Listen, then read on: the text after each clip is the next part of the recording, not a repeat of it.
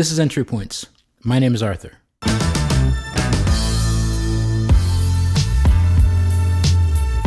Jason Orr is an award-winning documentary filmmaker, arts curator, and festival producer. Notably, he's the founder of FunkJazz Kafé Arts and Music Festival, which recently celebrated its 30th anniversary in Atlanta, Georgia. As such, Jason received a proclamation from the city of Atlanta in 2014 for his contributions to the city's music, film, and cultural arts communities. And he made a documentary about his own creation titled FunkJazz Kafé, Diary of a Decade.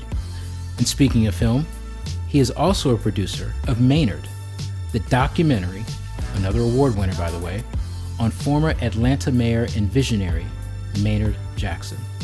Jason is a fascinating individual whose story is uniquely Atlanta, a person who has used his talents to both produce his vision and benefit his community. This is a good one. I hope you enjoy it. Atlanta is sometimes thought of as having a slower pace than, say, Chicago or New York. Like there is no real urgency to anything. I have stories related to that with artists who are stars and say, hey, Russell Simmons want to talk to you, or, this person want to talk to you. You need to call them right now. Mm-hmm. And they don't call them for like 3-4 days. I was like, no, when I call you from New York, we on right. New York time. Right. So no, Atlanta is a lot slower. Atlanta's a lot slower, but Jason Orr is not slow. People ask me, am I from New York? I'll be like, what? Do I look like I'm from New York? And then they say, yeah, you do look like you're from New York, with all the original style and stuff. Mm-hmm. And yeah, man, a different pace. And now this year you're celebrating the 30th anniversary. That's right. Of FunkJazz Kafé. How is it that FunkJazz Kafé is not, this might sound like a rhetorical question, but how is it that FunkJazz Kafé is not known in the same way that, say, Lollapalooza is known? How is it not known in the same way that Lilith Fair, which doesn't happen anymore, was still known? How does that work? And I'm gonna let you explain it better than I could ever. But how are we talking about a music festival that has lasted in the city of Atlanta for 30 years? They made a movie about Freaknik. Walk on. All right, walk on. Keep going. They made a movie about Freaknik. But you had to make your own movie, which we'll get to. But you had to make your own movie. Yeah. About a music festival that is 2 years younger than Lollapalooza. How does that work? Well, we have now seen, at least with the small example of the Diddy door opening up, right? Mm-hmm. That there was an agitator towards prohibiting the growth of Black music. Mm-hmm. There was an agenda to give you what you got for the past 30 years, right? Right. Which wasn't songs of love. I'll always love my mama. Ain't no woman like the one I got. Mm-hmm. No crooning. No love songs. Mm-hmm. Nothing about my soul. As a matter of fact, that's new soul. Take it over there to that Motown label and let's manufacture what soul will be, right? Right. So in the late 90s, in the late 80s, early 90s, I saw the direction of which we were going. Now, I come from a entertainment background and pretty much was born and baptized into theatrical production, lights, sound, stage building, production, etc. I always say, from a high school point of level, here in Atlanta, we have the magnet program. So I went to a performing arts high school. And my homeroom would be a whole bunch of stars that we know today, or somebody like Travis Payne that was in This Is It with Michael Jackson. You know what I mean? Mm-hmm. He's in our home, or, Maynard Jackson III, who's a drummer, just future actors and stars and notables and singers. It was like fame. So I was already entrenched into entertainment. And then coming from Atlanta, we have the whole community was just talented, whether they were just singers, dancers, fashion designers, people in tech, just creative minds, just a whole monkey farm full of creatives, right? Okay, right. And we were making up dances, yeet dances and all that other stuff. So making the production for it was kind of second nature for me, right? To create an environment that would be celebrating multiple artistic disciplines, right? And so I was to answer your question, FunkJazz Kafé was built, structured to fill a gap, a need in the cultural arts scene, at least here in Atlanta.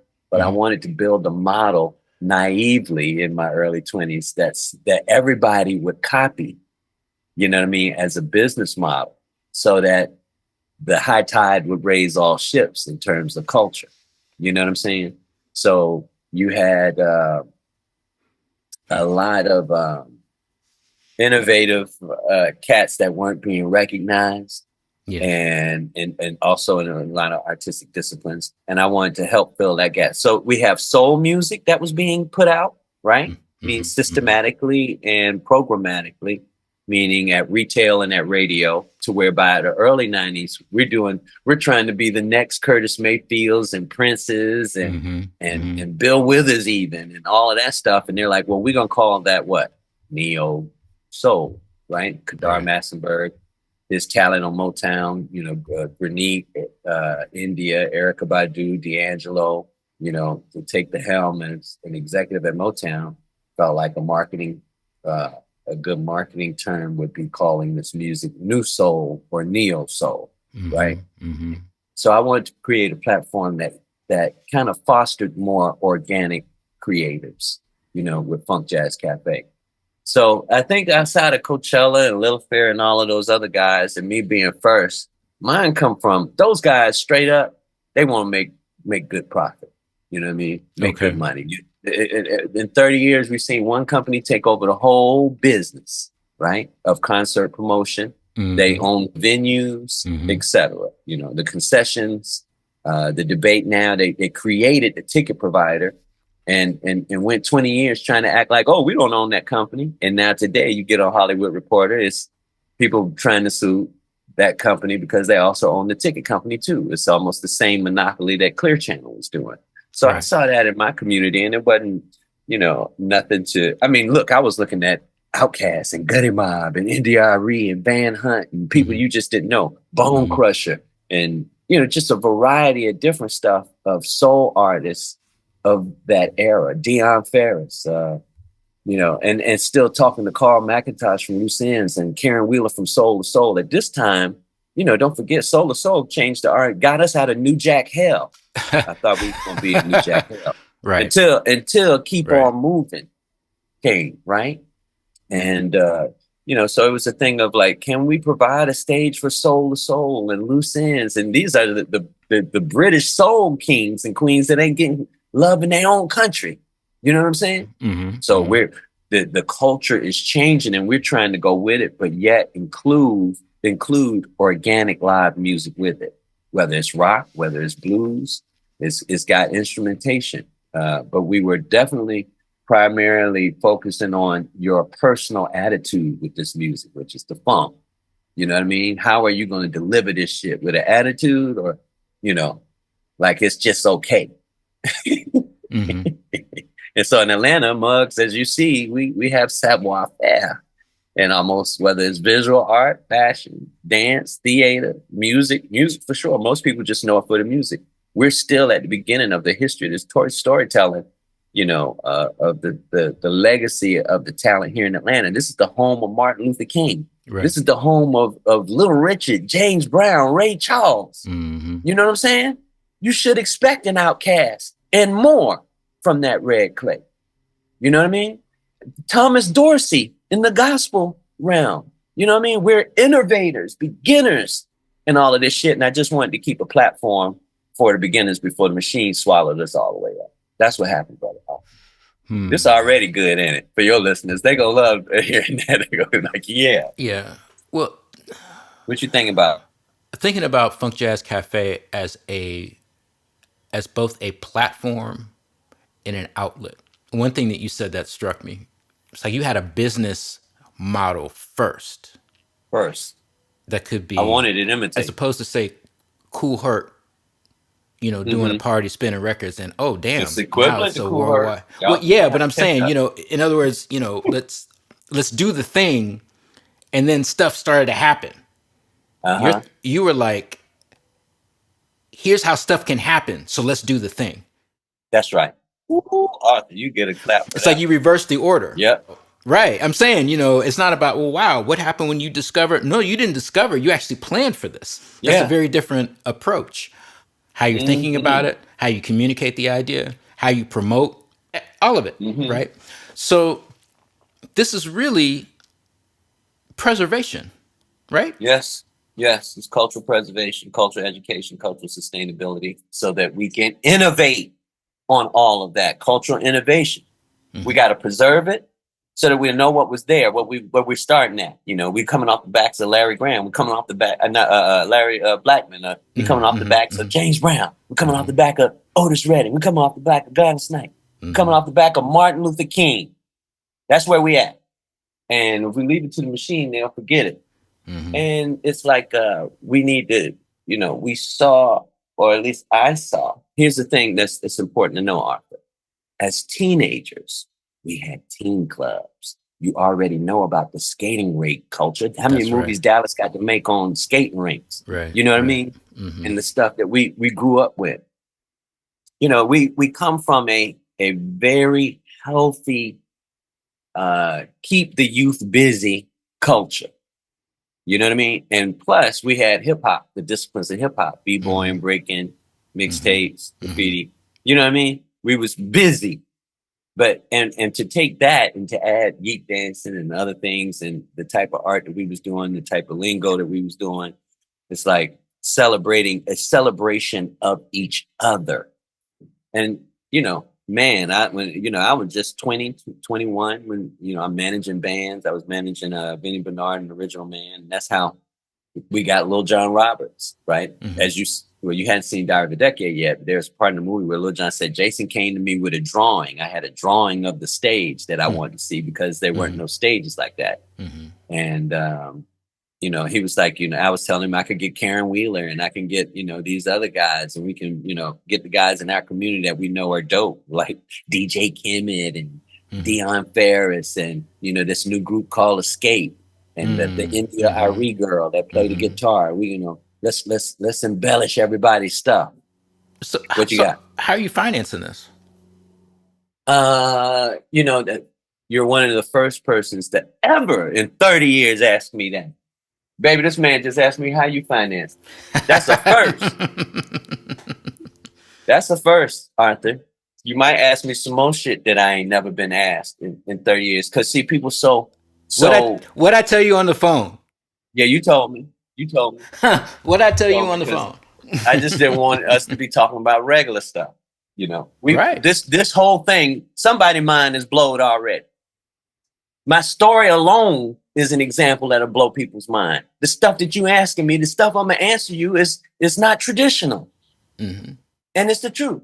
So, when we talk about building a model, and not everybody will build something and say, I want everybody to copy it so that our communities will be better in Chicago, Oakland, Brooklyn.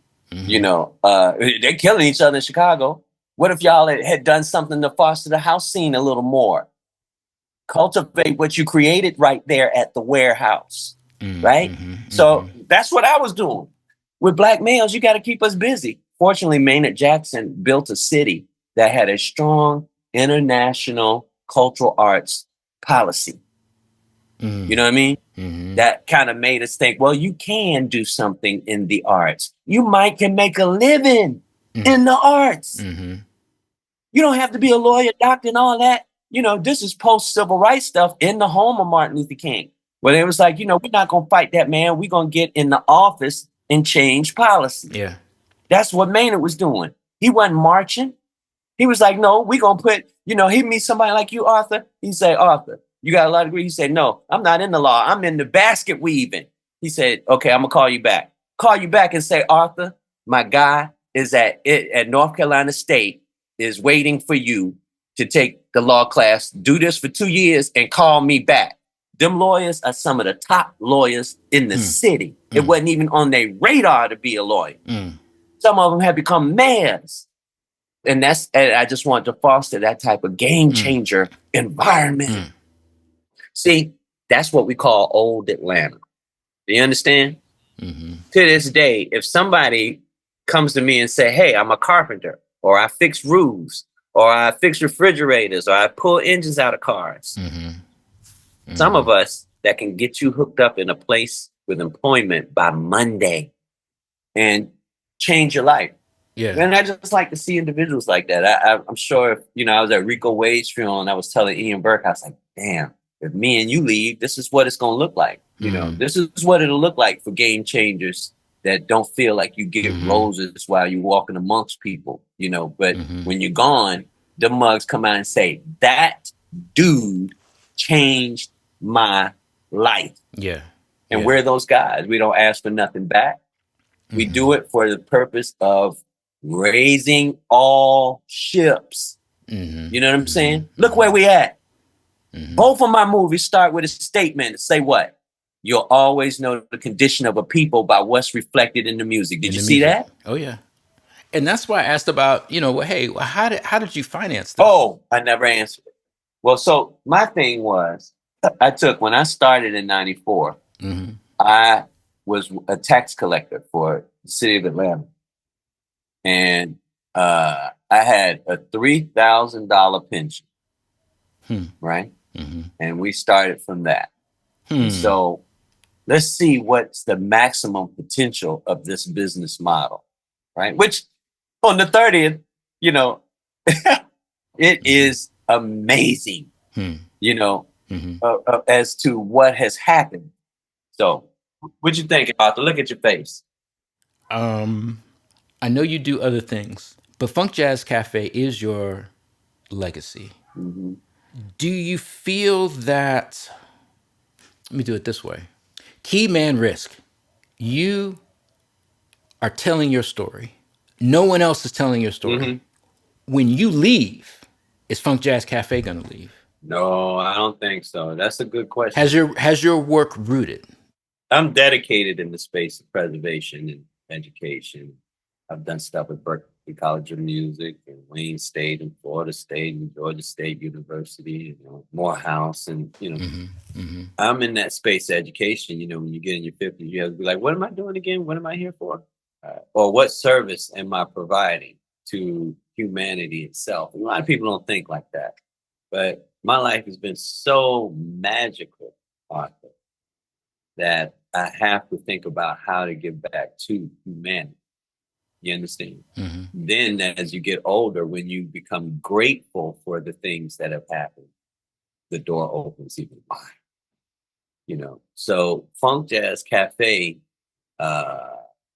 people will remember FunkJazz Kafé because of the moments. Don't forget, we don't announce performance talents, but we've had, mind-blowing moments. When you have Pharoah Monch come and do Simon Says with 10 tubas, you'll never forget that.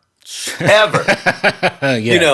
It's just 50 of those over 30 years, over 25 years of activity. In the last 5 years, has been movie making. I did Diary of a Decade and Maynard on Maynard Jackson, and I did a series of speech called The Nigga Factory, Hoodwink the Nigga Factory. Now, how did film? Did you fall into film? Before I started Funk Jazz, before I was even an adult, I wanted to do. When I was little, I went to I used to sneak in all the little concerts in Atlanta. It was a place called the Omni. And so I had already, as a teenager, figured out how to get in. They don't expect a kid to walk like Michael Jackson through the door, right? You know what I mean? Right. With confidence. I knew that and I picked up on it. And, if somebody I'll walk right in like I was supposed to be there, right? And then after a while, I started getting, you remember cassette tapes? I go buy the bootleg cassette tapes at 5 Points. This is right next to the Omni. And you could take the J card out of the tape. You know what I mean? Yeah. And at Woolworth, you could buy laminates for like 50 cents. You made your own ID badge? What? Because all it was the front of the album covers for most people. And when you put it on the lanyard and the string and you walking and you're like 10, 11, 12, 13 years old, they ain't gonna stop you because you got a lanyard on you with somebody. So it might not even look son, like right? Somebody's son. Rocking in there. So I was getting into shows, all the time. It was something that I saw with the Isley Brothers concert. Sure. So I went back to research them. And then I discovered T-Neck Records and all of that stuff. And that took me into like, dang, how did they come out of the Shake That Thing and It's Your Thing to Midnight Sky and Who's That Lady? Right. Just the question from Twist and Shout to Mr. Big. That's mind-blowing. That's mind-blowing. Yeah, to be able to reinvent and scale over and over and over and over and over and over. Yeah. So I had that in mind early on before I even was an adult, to do a movie on the Isley Brothers. And mind you, back then, even when I started Diary of a Decade, you don't watch documentaries in the theater. It just don't happen. Yeah.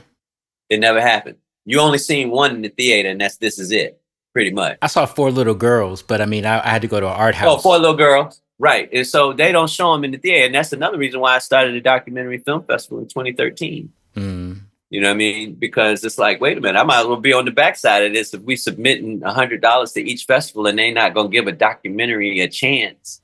Especially to this day, when you do a music documentary, what's the maximum profit potential on a Black music documentary? You know what I mean? If you make something, and you got $500,000 in B-roll and music that you got to license. If you're not screening in the theater and a streamer is just going to give you 20, 30,000, does it make sense for you to do the documentary on Hulu, Netflix, Prime, whatever? And people end up giving it to them. So we still got to figure the documentary space out. And let me tell you how it's going to change, Arthur, because there's two things that's popular today, and it's true crime. Yeah. And documentaries. And as I was stepping into tomorrow, I had to shed a tear because, of course, there are no other documentaries on jazz, funk, and fusion, especially those told by the innovators who were there. And you have several that are no longer here. They're no longer here. Right. And M. Toomey's on that and Greg Tate. And I could feel Greg Tate on that. I'm like, man, if he can only see this movie and know that he got this prize, and then Spirit hit me, he knows. I from stepping into tomorrow, I know, man, 20 years from now, y'all gonna discover FunkJazz Kafé. Do you feel that you've always had an entrepreneurial spirit? Yes. I went through a thing of, when you hear in America, you're born in this, especially in the South with Southern parents and shit, you gotta, to this day, my elders, they don't know nothing really much of what I'm doing. They don't really celebrate. They can't see it, what I mean? Because it's not in the traditional, he's the first one to graduate from a college, or, he's got a job with Bank of America and all of that. They be quick to congratulate. Yeah. But if I say, well, I'm taking $100,000 of my money and I'm going to invest in myself and blah, blah, blah. The first thing they'll go is, be careful. Be careful. You don't want to lose that money.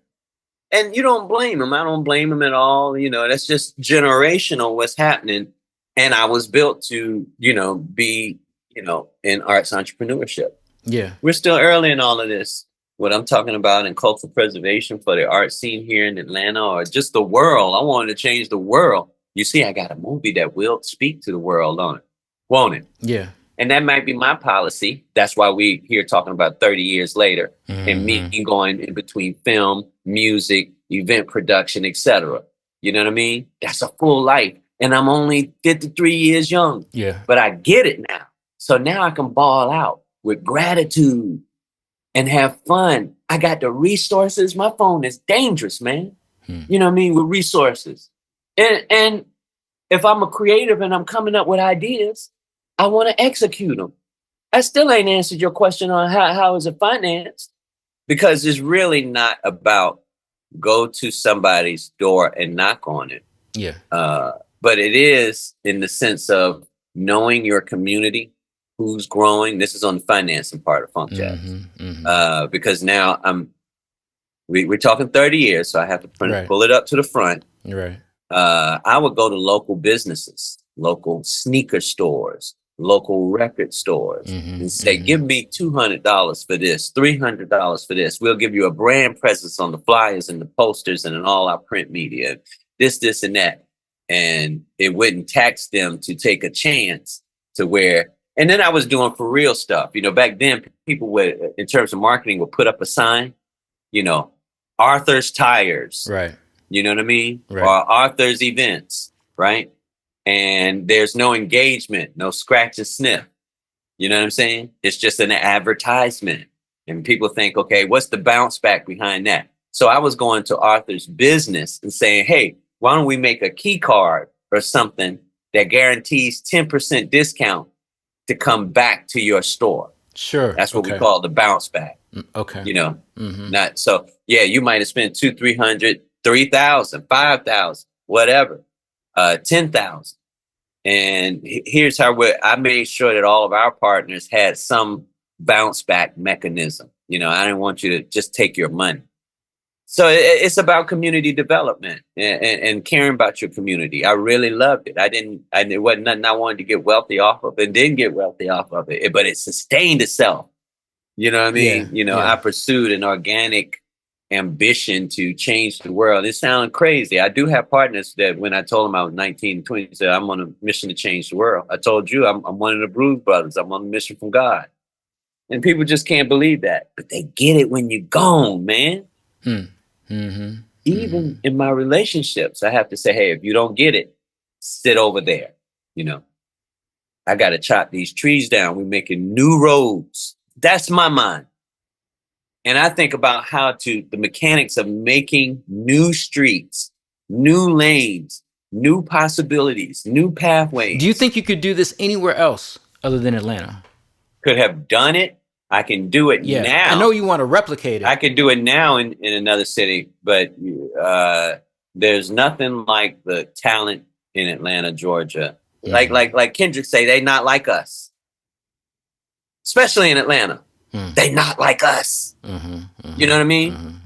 In terms of what we do, they not like us when we get down. Y'all move to Atlanta, you set your little flag up, and you say, "Here, we the boss," and we be like, "Oh, really? You the boss? All right, carry on. Champagne with your campaign. Let's see how far that go. You're gonna need the locals. You're gonna need us. There's nothing like it. It's unparalleled. You see it. You know, FunkJazz Kafé Arts and Music Festival was the offerings. We still need to preserve a playground, man. You know what I mean? For Black people to be Black people. That's the thing. We're not talking about, you know, anybody's different, white, whatever. But one thing I know, Black people in Atlanta, we are Black. We act it. We get down. It's just like James Brown. It's just like Ray Charles. It's just like Little Richard. When we know, we let you know. Money come with what we do. We ain't got to put on nothing different or act some different way. We can be original in that. I mean, it's just, we didn't have to do all the pretentious stuff in life. This is the home of Martin Luther King. You know, one thing about Atlanta that people don't know, though we have more than the Ratchet, we have House in the Park. We have the Rock Lockdown, Black rock music. We have 2 Caribbean festivals. You know what I mean? Just culture from different places. And when I was doing funk jazz, I wanted to be able to say, let's put a New Orleans second line and a go-go band and Juve from the Caribbean and the Puerto Rican Day Parade all under one roof. Because that's us, ain't it? Ain't that our shit? Okay. Okay, why I can't keep doing it? So that was my thing. It's like, let's keep doing it. So I financed that out of my pocket starting out. And I went to local businesses and made sure that was reciprocal for the businesses that was paying. And then the corporations came. They say, hey, we see what y'all, you little young folk. Don't forget, we 22, 23. You know what I mean? So it was a whole nother level of enterprise, too, for the youth at that time. How was your relationship with your parents? Damn. I might have talked to you more than I talked to my own father. Yeah. Fathers are tricky. Yeah, I run into him when he's in St. Thomas. Just recently, after 2020, we started bonding. That's good. So funny, like when I saw him in 2020, I was saying, hey man, the airport is lovely. You know, he was over the Port Authority, he retired now. And they was gonna name the airport after him, right? Is that right? In St. Thomas. I said, you know, I said it's lovely because it used to be a hangar, and by the time you get your luggage in the 80s, your bag would be wide open, sitting there on the floor. No lie. You know what I mean? So he says, I modeled it after a man in Atlanta named Maynard Jackson. I said, oh, really? How about that? My mother, she is the reason why I'm in all of this. It's like I chose those two cats. I don't have no animosity on neither one of them because as a spirit, I chose them. And, my mother's friends turned out to be the guys that put me on. Is that right? Just from seeing me at Jack the Rapper at 9, 10, 11, 12, 13, 14. And then I go to Performing Arts High School. My mother says, you want to go to a Performing Arts High School? I didn't even know that type of shit existed. Wow. So we had fun growing up. My mama was very supportive and not supportive. She still, if you went to her while she was alive and said, I got $1 million in my pocket if you could tell me what Jason does for a living. This is your mama. Right? Because it wasn't in that one line. And she actually told me one time, she was like, I just don't know. I just can't tell my friends what you do. I was like, but when you learn what I do, you'd be very proud to tell your friends what I do. After about 15 years, I was like, Mom, if FunkJazz Kafé Arts and Music Festival was easy to do, it'd be 2 on the planet. Yeah.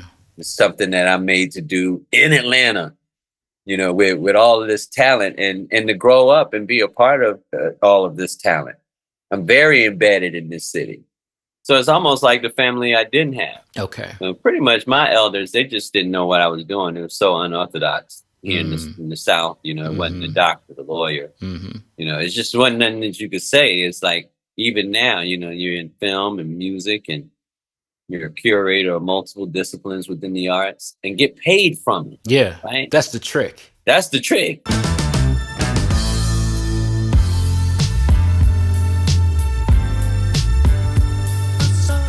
This has been Entry Points.